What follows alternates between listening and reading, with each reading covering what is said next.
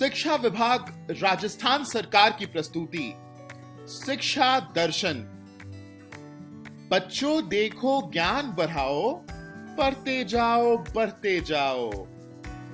DD Rajasthan पर सोमवार से शनिवार क्लास 1 से क्लास 12 तक, क्लास 9th और 10th के लिए 12:30 से 1:30 बजे तक, क्लास 11-12 के लिए दोपहर 1:30 बजे से 2:30 बजे तक और क्लास 1 से 8 के लिए 3 बजे से 4:15 तक।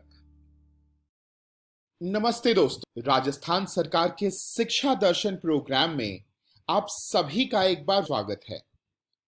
आज के इस वीडियो में हम क्लास 11 क्लास 12 की पढ़ाई करेंगे। तो चलिए देखते हैं कि हम आज क्या पढ़ेंगे। आज क्लास 11th में हम समुच्चय पाठ यानी सेट बात करेंगे। बायोलॉजी में जीव जगत का पार्ट 1 देखेंगे। क्लास 12th में मैथ्स में संबंध एवं फलन पार्ट 1 की शुरुआत करें। बायोलॉजी में जीवों में जनन पार्ट 1 देखेंगे। दोस्तों, आशा है आप सब अपने कॉपी और कलम के साथ सामने बैठ गए होंगे और पाठ में पढ़ाए जाने वाले जरूरी को नोट करते जाएंगे। तो आइए शुरू करते हैं आज का एपिसोड।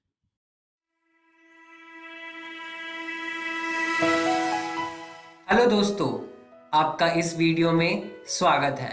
आज हम आपकी कक्षा 11वीं का अध्याय 1 पढ़ेंगे, जिसका नाम है समुच्चय, भाग 1। आज हम इस वीडियो में पढ़ेंगे समुच्चय का परिचय और सारणीबद्ध विधि और समुच्चय निर्माण रूप क्या होते हैं। आइए जानते हैं समुच्चय क्या होते हैं। समुच्चय वस्तुओं के सुपरिभाषित संग्रह को हम समुच्चय कहते हैं। सुपरिभाषित संग्रह का मतलब क्या होता है, आइए इसको एक उदाहरण के माध्यम से जानते हैं।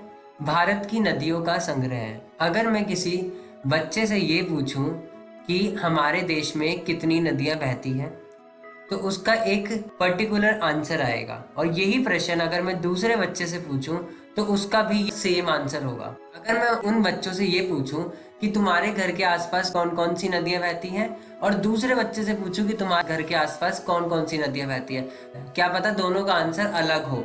तो ये एक सुपरिभाषित संग्रह को नहीं दर्शा रहे। लेकिन अगर जब मैंने उनसे ये पूछा कि भारत के अंदर कितनी नदियां बहती हैं, तो ये एक सुपरिभाषित संग्रह को दर्शा रहे हैं, क्योंकि दोनों ही बच्चों का जो जवाब है वो क्या आ रहा है, एक सुपरिभाषित संग्रह के रूप में आ रहा है। आइए दूसरे एग्जाम्पल को समझते हैं। भारत की क्रिकेट टीम, अगर यही चीज मैं एक बच्चे से पूछूं कि हमारे भारत के अंदर कितने प्लेयर्स हैं, और यही प्रश्न दूसरे बच्चे से पूछूं कि हमारी भारत क्रिकेट टीम के अंदर कितने प्लेयर्स हैं, तो दोनों का जवाब जो आएगा वो बराबर आएगा। तो ये एक सुपरिभाषित संग्रह को दर्शा रहे हैं। अगर दूसरी जगह पे इनसे ये पूछूं कि आपके फेवरेट प्लेयर्स कौन से हैं, या दूसरे बच्चे से पूछूं कि आपके फेवरेट प्लेयर्स कौन से हैं, तो दोनों का आंसर क्या पता अलग आए। तो ये सुपरिभाषित संग्रह को नहीं दर्शा रहा है।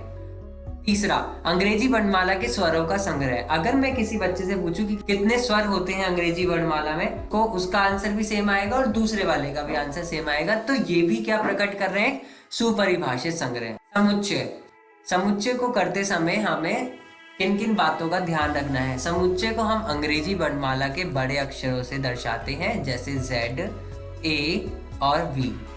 दूसरा, अवयव को हम अंग्रेजी वर्णमाला के छोटे अक्षरों से दर्शाते हैं। उदाहरण के माध्यम से जानते हैं। बड़े अक्षर से समुच्चय का पहला लेटर बड़े अक्षर से दर्शाएंगे और जो उनके अंदर के अवयव होंगे उनको छोटे अक्षरों से दर्शाएंगे। तो A हमारे पास क्या एक समुच्चय है और उसके अंदर के अवयव क्या है, हमारे छोटे अक्षर, जो कि क्या है A, B, C और D। आइए जानते हैं तीसरा, यदि छोटा a समुच्चय बड़े a का एक अवयव है, तो हम कह सकते हैं कि छोटा a समुच्चय बड़े a में है, वाक्यांश उसका अवयव है। या फिर ये भी कह सकते हैं कि छोटा a समुच्चय बड़े a का सदस्य है, या फिर ये भी कह सकते हैं कि छोटा a समुच्चय a में है। को सूचित करने के लिए यूनानी प्रतीक एप्सिलॉन का प्रयोग किया जाता है। अतः हम इसे इस रूप में लिखते हैं, छोटा a एप्सिलॉन बड़े a का। हम इसको इस रूप में लिखते हैं। ठीक है दोस्तों। दूसरा, छोटा b अगर बड़े a के समुच्चय के अंदर नहीं है तो हम उसको ये लिखेंगे, छोटा b समुच्चय बड़े a में नहीं है या उसका सदस्य नहीं है। तो हम इस सिंबल का प्रयोग करेंगे। समुच्चय के लिए वस्तुएं, अवयव तथा सदस्य पर्यायवाची पद है। इन तीनों का मतलब एक ही है। उदाहरण, छोटा a सदस्य है बड़े a का, तो हम इसको सदस्य भी कह सकते हैं, अवयव भी कह सकते हैं और उसको वस्तुएं भी कह सकते हैं। तो तीनों का जो मतलब है वो क्या है, बराबर है एक दूसरे के। ये तीनों वर्ड क्या है, पर्यायवाची है। समुच्चय के सदस्य कौन कौन है, आइए जानते हैं समुच्चय के सदस्य कैसे निकालते हैं। यदि ए समुच्चय है हमारे पास तो ये पूछता है क्या 1, 5, 7, 8 अथवा 9 ये उस समुच्चय के सदस्य है या नहीं। आइए जानते हैं ए समुच्चय के अंदर कौन कौन से अवयव हैं। 2, 4, 6, 8, 10 और 12। हमें देखना है क्या 1, 5, 7, 8 अथवा 9 समुच्चय ए के सदस्य है या नहीं। सबसे पहले हमने एक को देखा, क्या एक समुच्चय ए के अंदर है, क्या उसका सदस्य है। तो एक समुच्चय ए के अंदर नहीं है, इसका मतलब एक समुच्चय ए का सदस्य नहीं है। 5 भी समुच्चय ए का सदस्य नहीं है और इसी प्रकार 7 भी समुच्चय ए का सदस्य नहीं है। जब हमने 8 को देखा तो हमने देखा 8 समुच्चय ए के अंदर है, इसका मतलब 8 उस समुच्चय ए का सदस्य है। इसी प्रकार 9 को देखा, 9 उस समुच्चय का सदस्य नहीं है। आइए जानते हैं समुच्चय का निरूपण कैसे होता है। अब लोग दो तरीके से समुच्चय को निरूपित करते हैं। पहला सारणीबद्ध विधि, दूसरा समुच्चय निर्माण रूप। आइए जानते हैं सारणीबद्ध विधि में क्या होता है। समुच्चय के सभी अवयवों को सूचीबद्ध किया जाता है। सबसे पहले सारणीबद्ध विधि को करते समय सबसे पहले हम समुच्चय के सभी अवयवों को सूचीबद्ध करते हैं, फिर उनको अर्धविराम द्वारा पृथक करते हैं और तीसरा फिर अंत में उनको एक मझले कोष्ठक के भीतर लिख देते हैं। आइए उदाहरण से समझते हैं। अगर हमारे पास एक डाइस है, उस डाइस के अंदर पहले हमने सारे अवयवों को, उस डाइस के जितने भी अवयव बन सकते हैं उन सारे अवयवों को सूचीबद्ध किया, 1, 2, 3, 4, 5, 6 और उनको लिख दिया। फिर हमारा दूसरा काम क्या है, अर्धविराम द्वारा पृथक करना है, तो हमने उसे अर्धविराम के द्वारा पृथक कर दिया और तीसरा उनको मझले कोष्ठक के भीतर लिख दिया। तो ये हमारी कौन सी विधि तैयार हो गई, सारणीबद्ध विधि। जानते हैं समुच्चय निर्माण रूप क्या होते हैं। किसी समुच्चय के सभी अवयवों में एक सर्वनिष्ठ गुणधर्म होता है जो समुच्चय से बाहर की किसी अवयव में नहीं होता है, तो उसे हम समुच्चय निर्माण रूप कहते हैं। आइए उदाहरण के माध्यम से जानते हैं। हमारे पास V एक समुच्चय है जहां पर X एक अंग्रेजी वर्णमाला का एक वर्ण है। तो यहाँ पे हमने देखा जो ये दो डॉट्स लगे हुए हैं ये क्या रिप्रेजेंट कर रहे हैं, ये क्या दर्शा रहे हैं हमें, कॉलन। और यहाँ पर X जो है ये हमें दर्शा रहा है उस समुच्चय के अवयव को। अंग्रेजी वर्णमाला का एक वर्ण है, ये हमें क्या दर्शा रहा है, कॉलन के चिन्ह के बाद समुच्चय के अवयव के विशिष्ट गुणधर्म को दर्शा रहा है और ये हमें मझले कोष्ठक के भीतर लिखने होते हैं। समझ गए बच्चों समुच्चय निर्माण रूप क्या होता है। आइए जानते हैं जब हम सारणीबद्ध विधि को करते हैं तो हमें किन बिंदुओं पर ध्यान देना है। सारणीबद्ध विधि में क्रम का प्रभाव नहीं होता है। उदाहरण, हमारे पास एक उदाहरण है जिसमें AEIOU एक समुच्चय के अंदर है। अगर हम इसी समुच्चय के अवयव को दूसरे क्रम में लिखते हैं तो सारणीबद्ध विधि के अंदर उस चीज का कोई प्रभाव नहीं होता। हम इसको AUOIE भी लिख सकते हैं। प्रत्येक अवयव दूसरे से भिन्न होते हैं। जब हम सारणीबद्ध विधि को करते हैं तो सारे अवयव एक दूसरे से अलग होते हैं। सारणीबद्ध विधि को करते समय हम किसी अवयव को दोबारा नहीं लिखते। उदाहरण, अगर हमारे पास एक वर्ड है स्कूल, SCHOOL, स्कूल के अंदर अगर हम इसे सारणीबद्ध विधि में लिखें तो हम कैसे लिखेंगे, SCHOL। ओके दोस्तों, समुच्चय निर्माण रूप में इन बिंदुओं पर ध्यान दें। अब आइए जानते हैं समुच्चय निर्माण रूप में हमें किन बिंदुओं पर ध्यान देना है। अन्य अक्षरों का भी प्रयोग किया जा सकता है, जैसे y और z इत्यादि। हम लोग हमेशा x का प्रयोग करते हैं, तो हम x की जगह किसी भी अक्षर का प्रयोग कर सकते हैं। जैसे यहाँ पे दर्शाया हुआ है, y एक परिमेय संख्याओं का समुच्चय है, और दूसरे उदाहरण में दिखाया गया है z एक प्राकृतिक संख्याओं का समुच्चय है। दूसरा, कॉलन के द्वारा हम लोग समुच्चय निर्माण रूप को दर्शाते हैं। उदाहरण देखते हैं, यहाँ पे ये 2 डॉट्स लगे हुए हैं, ये हमें कॉलन दिखा रहे हैं, तो ये क्या है, ठीक है। अगर ये वाले डॉट्स हैं, इसकी जगह कुछ और भी हम लोग किसी रूप से दिखाते हैं समुच्चय निर्माण रूप को, तो वो हमारा क्या हो जाएगा, गलत हो जाएगा। तीसरा, अगर किसी संख्या का समुच्चय एक निर्धारित रूप को नहीं मानता, तो उसे समुच्चय निर्माण रूप नहीं कहेंगे। अगर ये किसी भी पैटर्न को या फिर किसी भी रूप को, निर्धारित स्वरूप को नहीं मानता, तो हम उसको समुच्चय निर्माण रूप नहीं कहेंगे।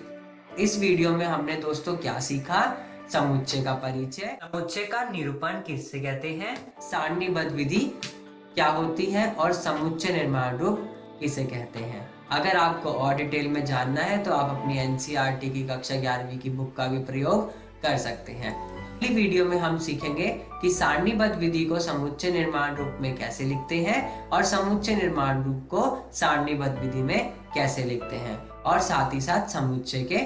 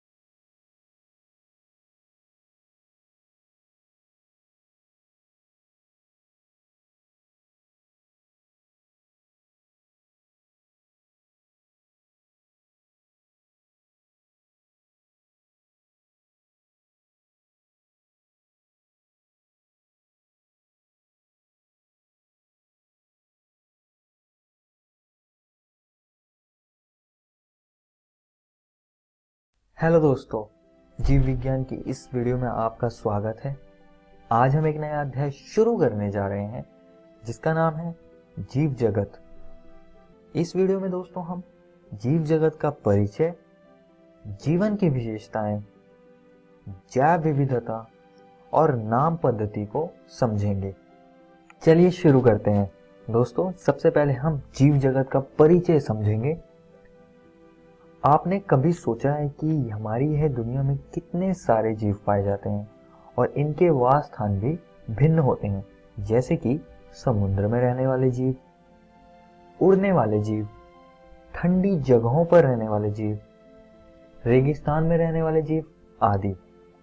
अब दोस्तों, अगर हम जीवन को परिभाषित करें तो हम जीवन की विशेषताओं को देखते हैं। तो आइए अब जीवन की विशेषताओं को समझते हैं। इसमें जो सबसे पहली विशेषता आती है उसे हम कहते हैं वृद्धि।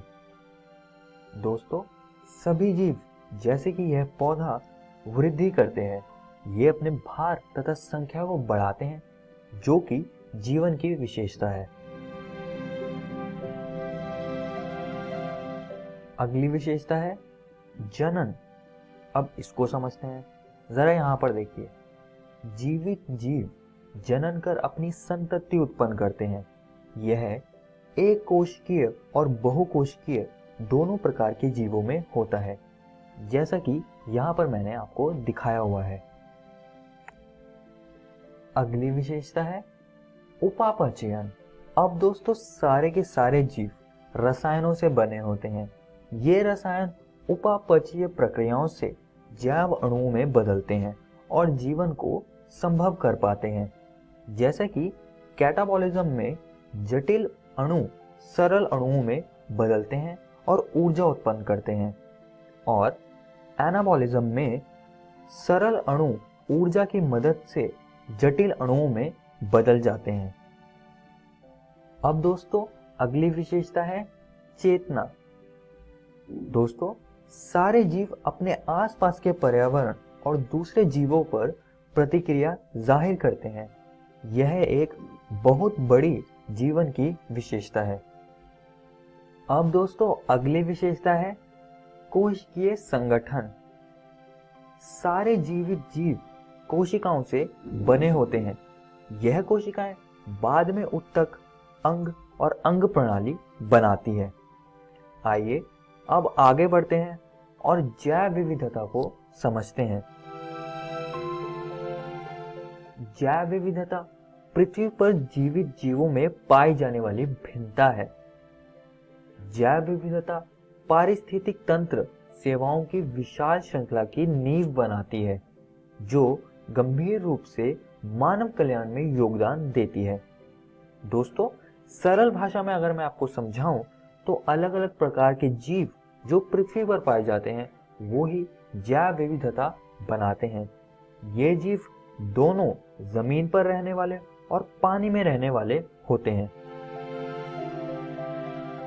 दोस्तों चलिए आगे बढ़ते हैं और अब हम पढ़ेंगे नाम पद्धति। प्रत्येक जीव का एक मानक नाम होता है जिससे वह उसी नाम से सारे विश्व में जाना जाता है। इस प्रक्रिया को नाम पद्धति कहते हैं। अब इसको समझने के लिए जरा यहाँ इस जीव को देखिए। दोस्तों क्या नाम है इसका? हाँ दोस्तों, यह एक बिल्ली है। मगर दोस्तों अगर आप दूसरे देशों में जाएं तो इसको बिल्ली वहां थोड़ी ना बुलाते होंगे। जैसे कि अंग्रेजी बोलने वाले देशों जैसे कि अमेरिका में इसे कैट बोलते हैं।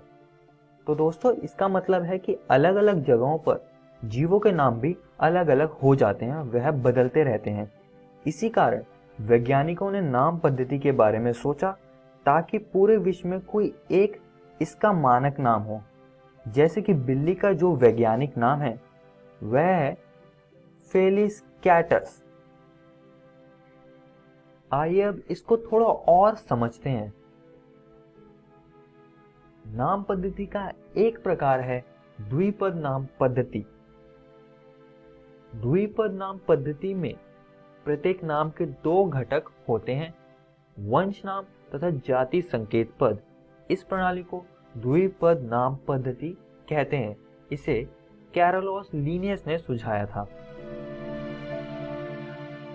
बोटैनिकल नाम यानी कि पेड़ पौधों के नाम international code for botanical nomenclature ICBN के नियमों पर आधारित है, और जूलॉजिकल नाम जिसमें कि प्राणियों के नाम आते हैं international code for zoological nomenclature ICZN पर आधारित है। आइए दोस्तों अब आगे बढ़ते हैं और द्विपद नाम पद्धति के सार्वभौमिक नियमों को समझते हैं। यह नियम आप सभी दोस्तों को याद रखने हैं। आप चाहें तो मेरे साथ साथ इन्हें कॉपी पर लिख सकते हैं। जैविक नाम प्रायः लैटिन भाषा में होते हैं और तिरछे अक्षरों में लिखे जाते हैं। इनका उद्भव चाहे कहीं से भी हुआ हो, इन्हें लैटिनीकरण अथवा इन्हें लैटिन भाषा का व्युत्पन्न समझा जाता है। जैविक नाम में पहला शब्द वंश नाम होता है, जबकि दूसरा शब्द जाति संकेत पद होता है। जैविक नाम को जब हाथ से लिखते हैं तब दोनों शब्दों के अलग अलग रेखांकित अथवा छपाई में तिरछा लिखना चाहिए। यह रेखांकन उनके लैटिन उद्भव को दिखाता है। पहला अक्षर जो वंश नाम को बताता है वह बड़े अक्षर में होना चाहिए, जबकि जाति संकेत पद छोटे अक्षर में होना चाहिए। लेखक का नाम संक्षिप्त रूप में जैविक नाम के अंत में प्रकट होता है। दोस्तों, यह सारे नियम आप सभी दोस्तों को याद रखने हैं। आइए इन नियमों को एक उदाहरण से समझते हैं। इस द्विपद नाम को देखिए, मैंगीफेरा इंडिका। यह आम के पौधे का वैज्ञानिक नाम है। जैसा कि आप देख सकते हैं, यह तिरछे अक्षरों में लिखा हुआ है। पहला वंश नाम है जो कि बड़े अक्षर से शुरू होता है, और दूसरा जाति संकेत पद है जो कि छोटे अक्षर आई से शुरू हो रहा है। और दोस्तों, हाथ से लिखते वक्त इन दोनों घटकों को रेखांकित करना जरूरी है। दोस्तों, इस वीडियो में हमने जीवन की अलग अलग विशेषताओं को समझा, हमने जैव विविधता के बारे में बात करी, और हमने नाम पद्धति को भी जाना, जिसमें कि हमने वैज्ञानिक नाम कैसे लिखते हैं और उसके सार्वभौमिक नियम क्या है, उन पर हमने चर्चा करी। दोस्तों, आज हमने आपके एनसीईआरटी किताब के ये 3 टॉपिक्स को कवर कर लिया है।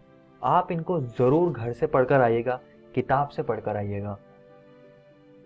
और अगली वीडियो में हम सिस्टमैटिक्स, वर्गीकी संवर्ग और वर्गीकी सहायता साधन के बारे में बात करेंगे। धन्यवाद।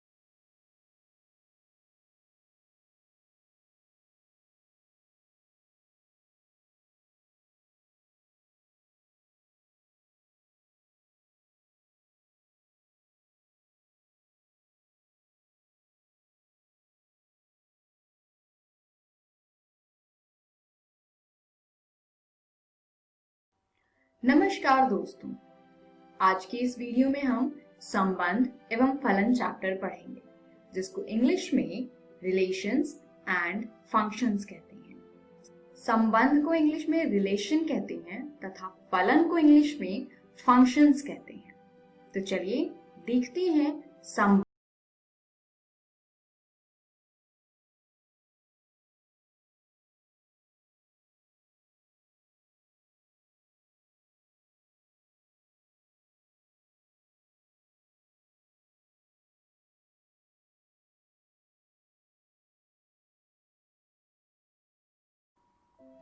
नमस्कार दोस्तों, आज की इस वीडियो में हम संबंध एवं फलन का पार्ट 2 पढ़ेंगे। संबंध एवं फलन को इंग्लिश में रिलेशंस एंड फंक्शंस कहते हैं। चलिए देखते हैं पार्ट 2 में हम क्या पढ़ेंगे। फलनों के प्रकार।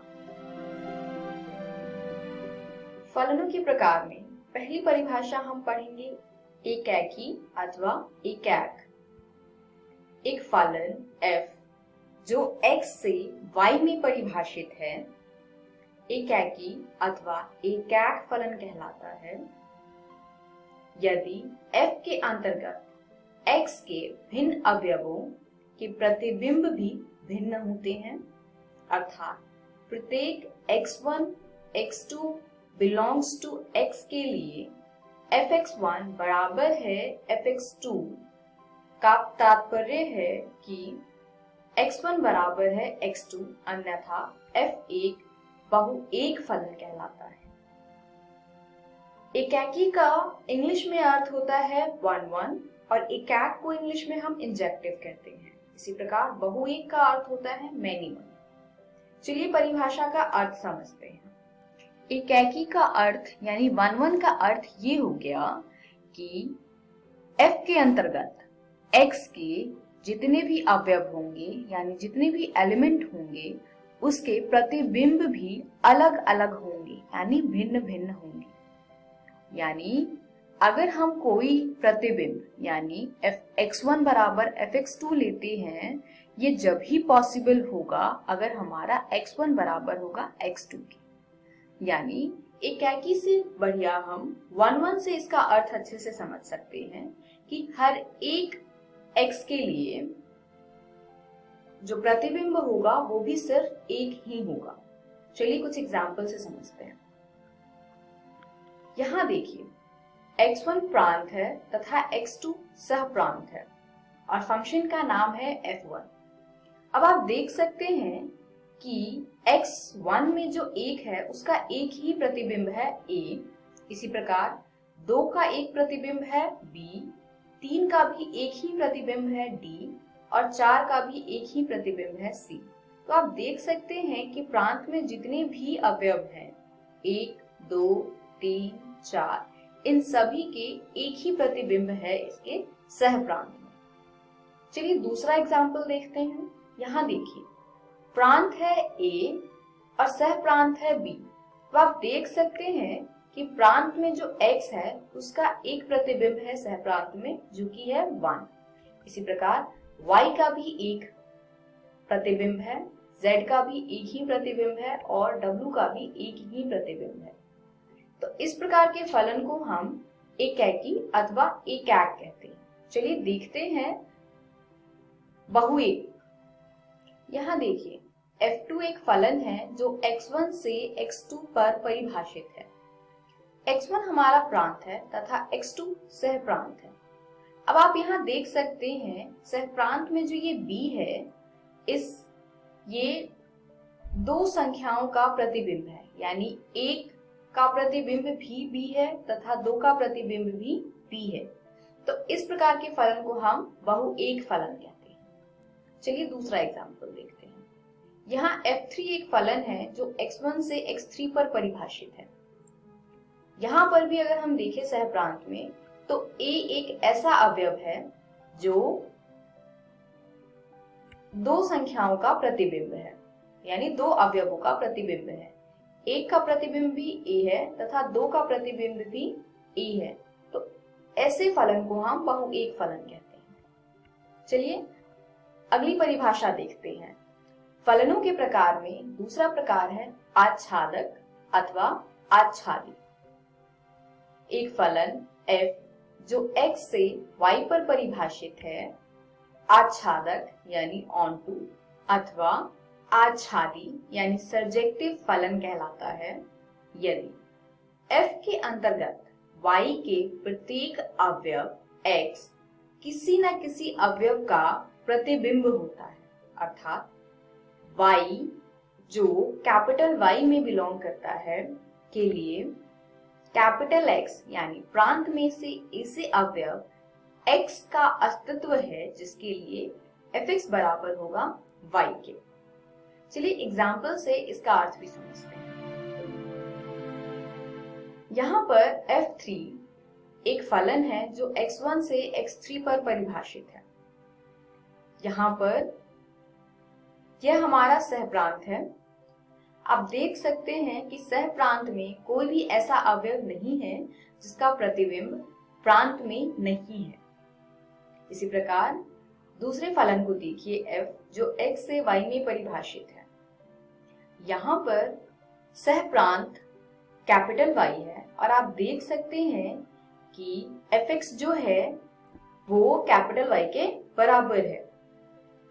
यानी हम कह सकते हैं आच्छादक अथवा आच्छादी में ऐसे फलन जिसमें जो परिसर है वो सह प्रांत के बराबर आ जाए। आप जानते हैं परिसर होगा fx तथा सह प्रांत है y।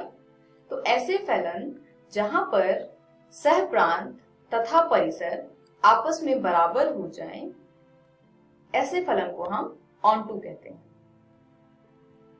चलिए एक ऐसे फलन का एग्जाम्पल लेते हैं जो आच्छादक नहीं है। इस फलन को देखिए, इसमें प्रांत है 1, 2, 3, 4 तथा सह प्रांत है A, B, C, D तथा अब आप देख सकते हैं कि इसका परिसर क्या है A, B, D, यानी यहाँ पर एक अवयव C ऐसा है जो प्रांत के किसी भी अवयव का प्रतिबिंब नहीं है। यानी यहाँ पर हमें मिलता है कि परिसर जो है वो पूरी तरीके से सहप्रांत के बराबर नहीं है, इसलिए ये फलन एक आच्छादक फलन नहीं है। चलिए तीसरा प्रकार देखते हैं, एकैकी तथा आच्छादक। इसको हम एकैकी आच्छादी भी कहते हैं।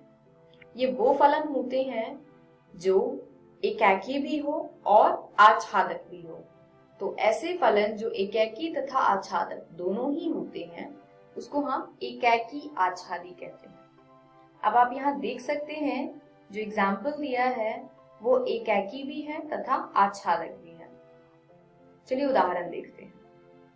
सिद्ध कीजिए कि fx बराबर 2x द्वारा प्रदत्त फलन f जो n से n पर परिभाषित है एकैकी है किंतु आच्छादक नहीं है।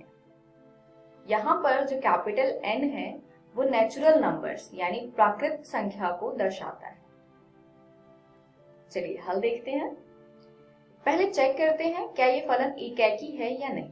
इसके लिए x1 x2 मान लेते हैं n में बिलोंग करता है जो हमारा प्रांत है तथा fx1 बराबर है fx2 के, यानी ये कंडीशन है हमारा कि अगर हमारा fx1 बराबर है fx2 के यानी 2x1 बराबर होगा 2x2 के। यहाँ पे हमने फंक्शन जो परिभाषित है fx बराबर 2x वो रखा है।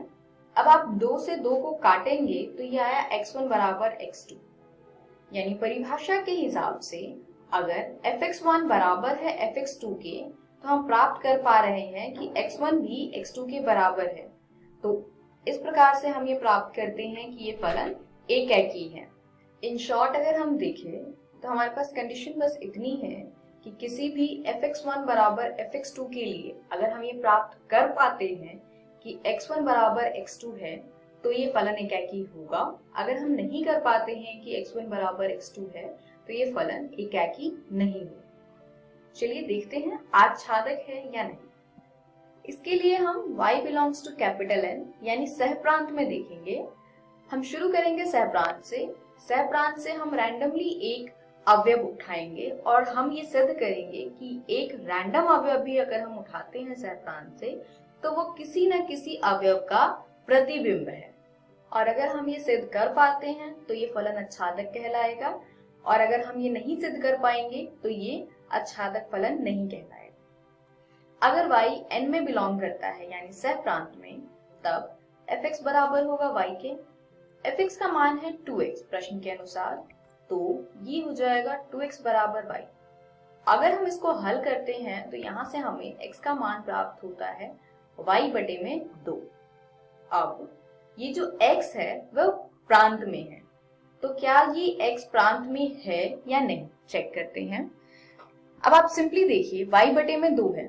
y अगर नेचुरल नंबर्स यानी प्राकृत संख्या में है तो हर एक सम संख्या के लिए तो x प्रांत में है, यानी अगर हम 2 रखते हैं यहाँ पे तो 2 बटे 2 1 होगा, वो प्रांत में है। 4 रखते हैं अगर y की जगह पे तो 4 बटे 2 2 होगा, वो भी प्रांत में है। पर क्या हम अगर y की जगह पर 3 रखें, 3 एक प्राकृत संख्या है, अगर मैं यहाँ 3 रखूं तो 3 बटे में 2 जो कि 1.5 है वो प्रांत में नहीं है। तो चलिए इसको अच्छे से समझते हैं। ये लेते हैं हम प्रांत तथा सहप्रांत। जो आप दाईं साइड पर देख रहे हैं वो सहप्रांत है तथा बाईं साइड वाला प्रांत है। अब आप देखिए क्या सहप्रांत में जितनी भी संख्याएं हैं वो किसी न किसी संख्या का प्रतिबिंब है। चलिए देखते हैं। एक किसी भी संख्या का प्रतिबिंब नहीं है, यानी यहाँ पर x की जगह पे कोई भी ऐसी संख्या हम नहीं रख सकते हैं जिसकी वजह से आंसर हमारा 1 आ जाए। अब आप देख सकते हैं f(x) बराबर यहाँ पे फंक्शन 2x है, तो 1 प्राप्त करने के लिए मुझे x की जगह पर 1/2 रखना होगा और 1/2 प्राकृत संख्या नहीं है। इसी प्रकार आप देखिए 2 1 का प्रतिबिंब है, यानी अगर मैं x की जगह पर 1 रखूं तो आंसर मेरा 2 आएगा। 3 किसी भी संख्या का प्रतिबिंब नहीं है। इसी प्रकार 4 2 का प्रतिबिंब है। तो आप देख सकते हैं हर दूसरी संख्या किसी भी संख्या का प्रतिबिंब नहीं है।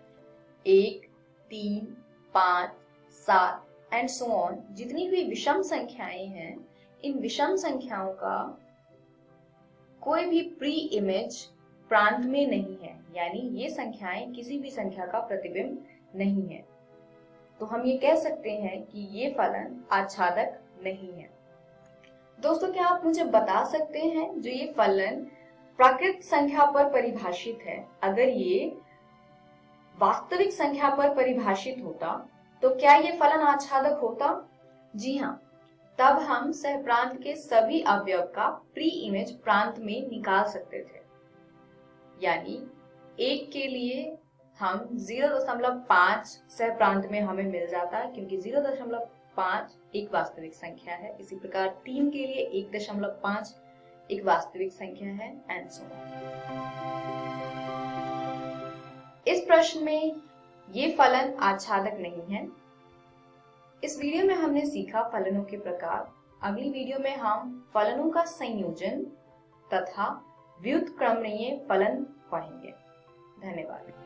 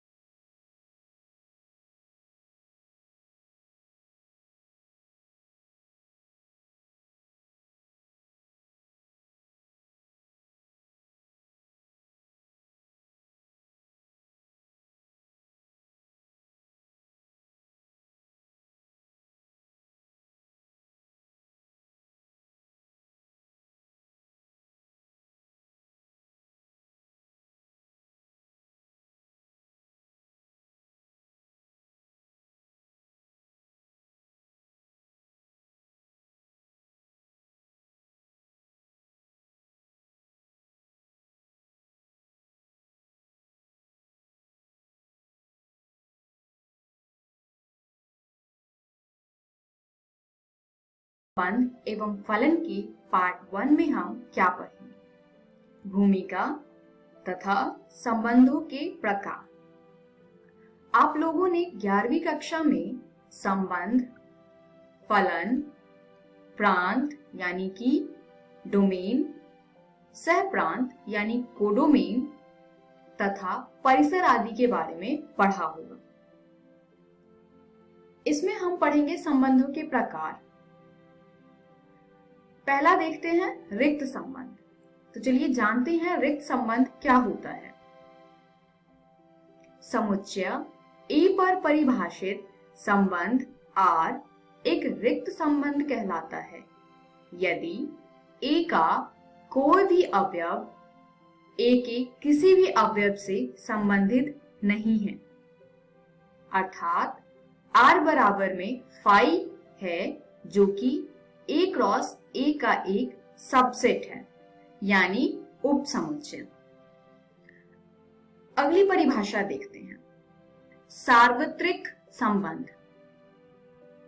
समुच्चय A पर परिभाषित संबंध R एक सार्वत्रिक संबंध कहलाता है यदि A का प्रत्येक अवयव A के सभी अवयवों से संबंधित है, अर्थात R बराबर है A क्रॉस A के। एक उदाहरण देखते हैं।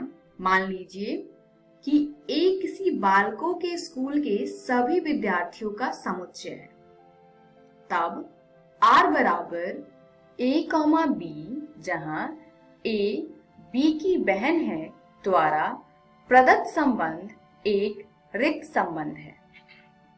तो देखिए यहाँ पर स्कूल बालकों का है, यानी यहाँ पर लड़कियां नहीं हैं, और अगर यहाँ पर लड़कियां नहीं हैं तो ए बी की बहन है, ये पॉसिबिलिटी नहीं हो सकता है। यानी अगर हम बात करें कि एक स्कूल में सिर्फ लड़के ही पढ़ते हैं तो उस स्कूल के किसी दो विद्यार्थियों में ऐसा संबंध पॉसिबल नहीं है कि वो दोनों एक दूसरे के भाई बहन हैं, तो ये रिक्त संबंध कहलाएगा। चलिए अगला उदाहरण देखते हैं। R डैश बराबर है a, b, जहां पर a तथा b की ऊंचाइयों का अंतर 3 मीटर से कम है। द्वारा प्रदत्त संबंध एक सार्वत्रिक संबंध है।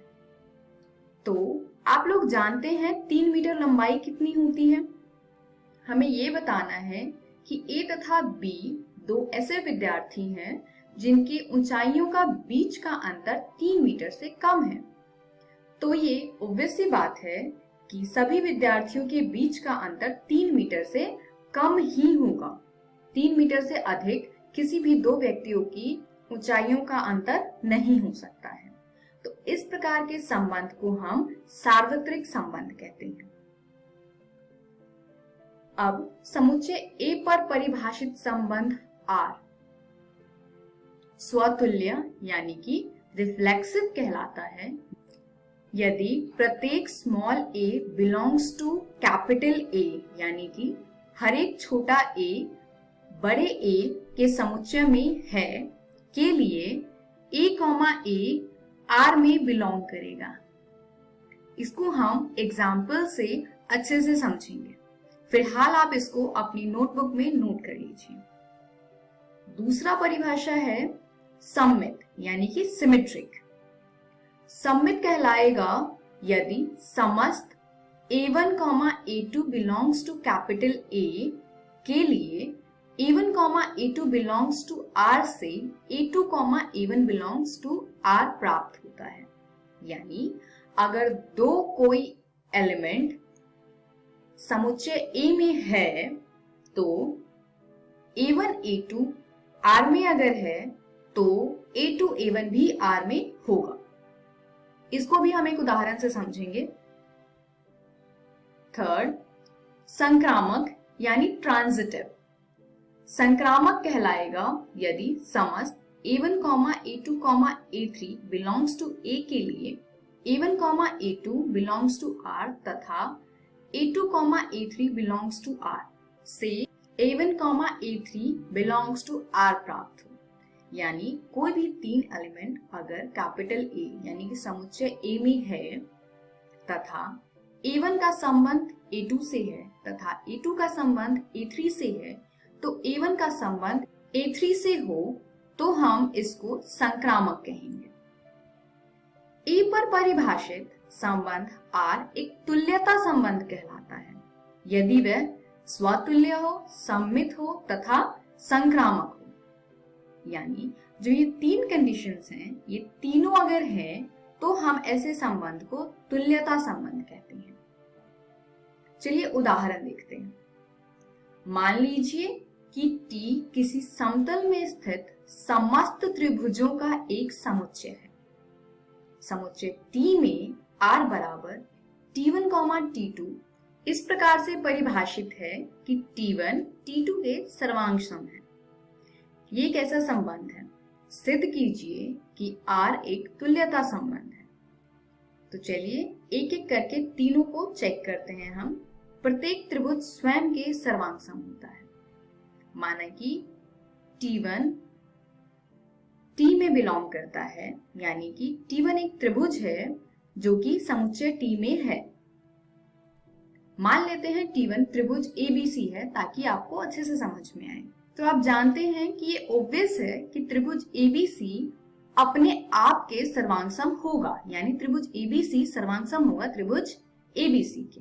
अर्थात हमें प्राप्त होता है T1 सर्वांग सम है T1 के। यानी अगर ये दोनों आपस में सर्वांग सम है तो ये इस संबंध को सेटिस्फाई करते हैं, यानी T1, T1 बिलोंग करता है R में। तो संबंध R स्वतुल्य है। चलिए अब चेक करते हैं क्या ये सममित है। माना कि T1 और T2 दो ऐसे त्रिभुज हैं जो समुच्चय T में है। अब T1 T2 बिलोंग करता है R के, यानी T1 सर्वांग है T2 के। अगर T1 T2 के सर्वांग है तो ये ऑब्वियस सी बात है कि T2 भी T1 के सर्वांग होगा।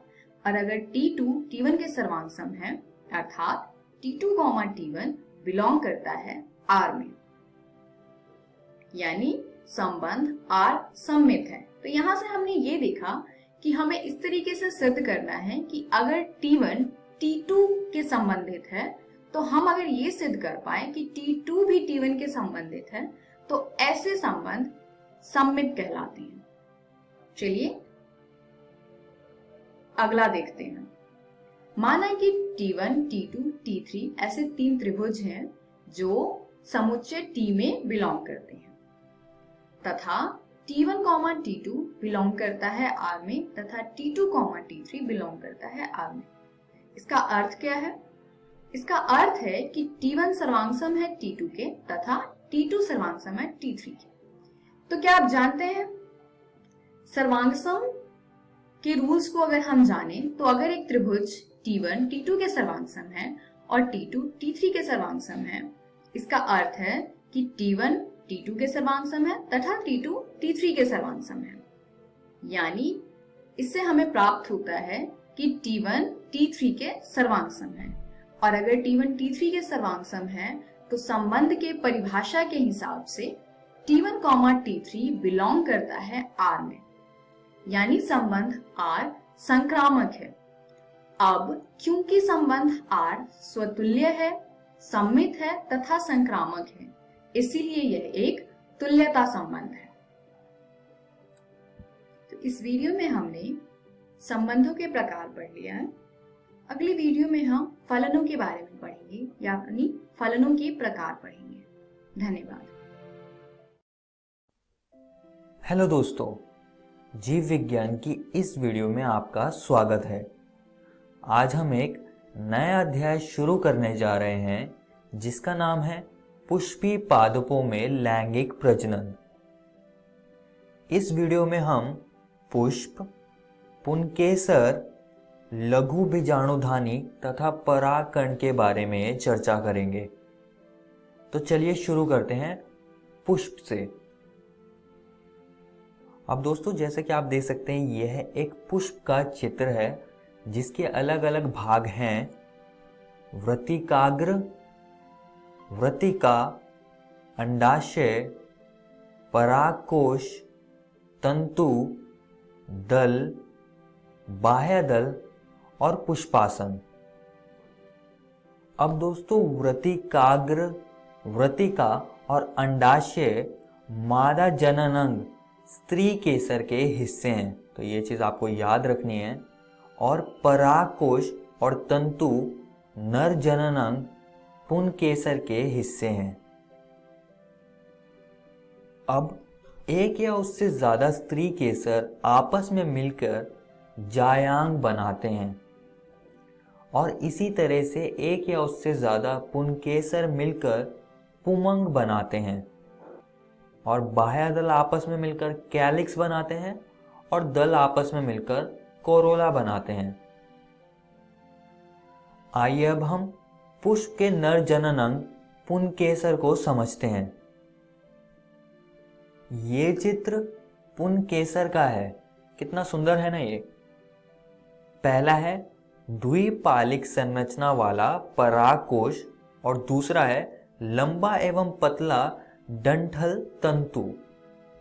जरा यहां देखिए, ये चित्र पुंकेसर का आपकी एनसीईआरटी किताब का है जिसमें कि मैंने परागकोश और तंतु को दिखाया हुआ है और ये पुंकेसर तंतु की मदद से पुष्प से जुड़ा रहता है।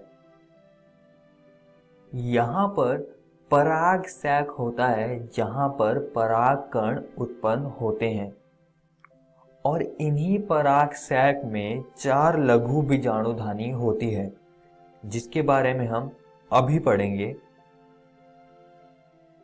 जैसा कि आप देख सकते हैं यह एक पराग कोश है और पराग कोश के अंदर 4 लघु बीजाणुधानी यानी कि माइक्रोस्पोरेंजिया होते हैं और ये लघु बीजाणुधानी टपिटम नाम की परत से ढके होते हैं।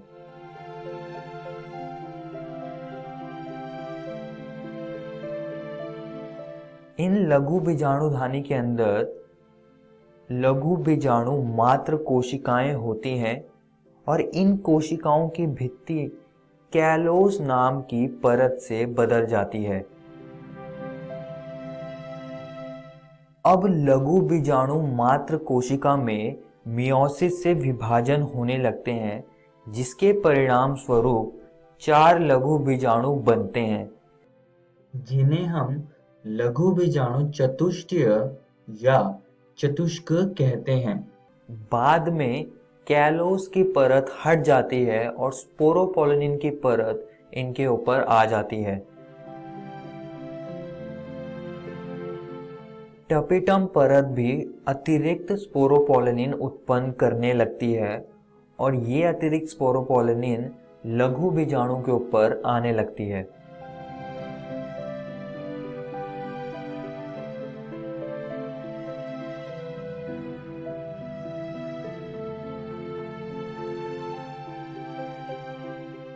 अब लघु बीजाणु का जो केंद्रक होता है वो विभाजित होने लगता है, जिससे कि जनन कोशिका यानी कि जनरेटिव सेल बनता है और कायिक कोशिका यानी कि ट्यूब सेल बनता है और इसी को हम परागकण कहते हैं। और ये परागकण बाद में एक रेस्टिंग स्टेज में जाने लगता है।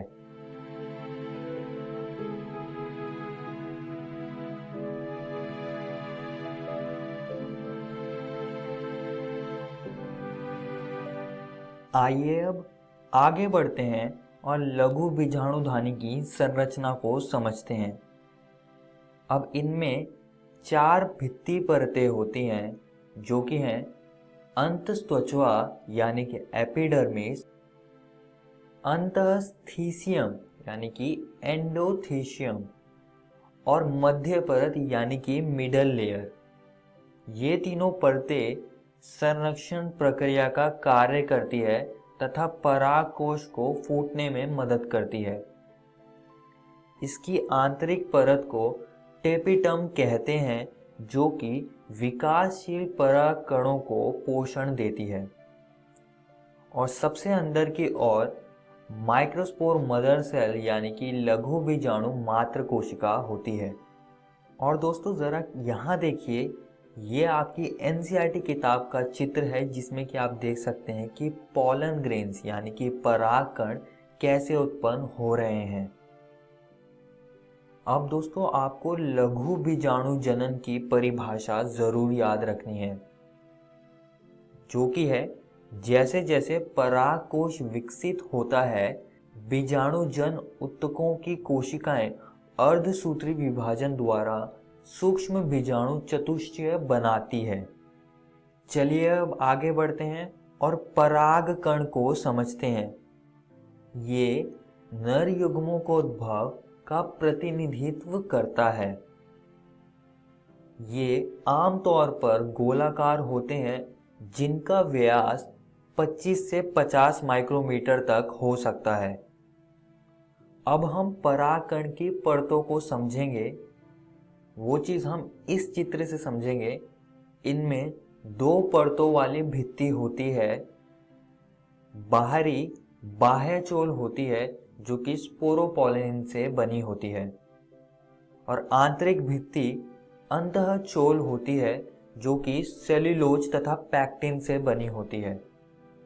और दोस्तों परागकण के बाह्य चोल में रंध्र होते हैं, जिन्हें हम जनन छिद्र कहते हैं।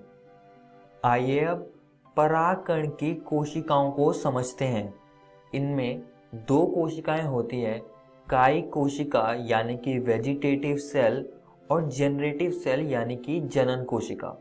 अब हम इनको समझेंगे।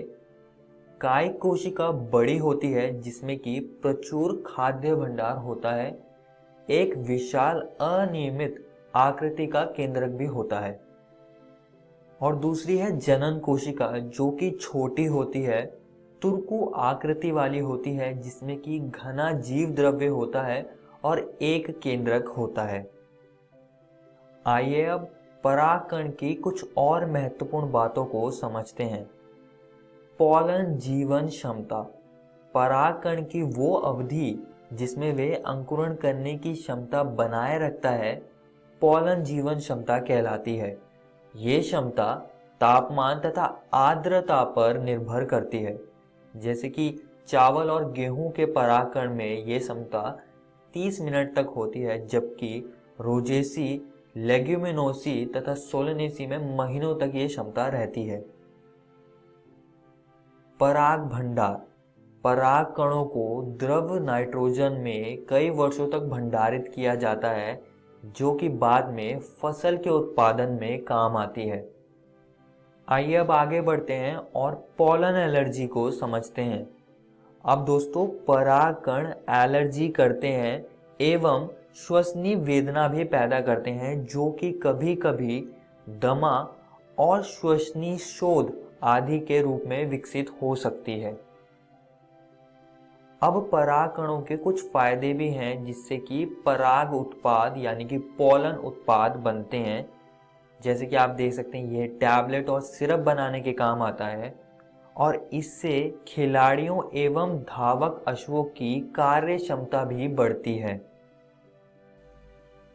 इस वीडियो में हमने पुष्प को समझा, जिसका हमने नर जननांग पुंकेसर के बारे में चर्चा करी और हमने परागकण के बारे में भी पढ़ा। दोस्तों, मैं आप सभी को एक और बात यहाँ पर बताना चाहूँगा कि आज हमने आपकी एनसीईआरटी किताब के 2 टॉपिक्स को ख़त्म कर लिया है। आप इनको ज़रूर घर से किताब से पढ़कर आइएगा। अगली वीडियो में हम स्त्री केसर, गुरु बीजाणुधानी, भ्रूणकोश और परागण के बारे में चर्चा करेंगे। धन्यवाद।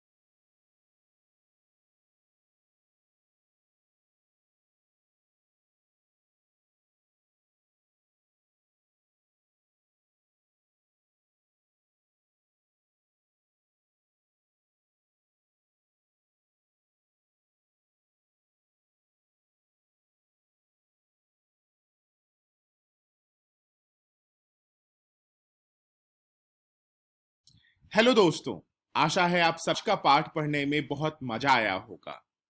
तो चलिए देखते हैं कि आज हम पढ़ा।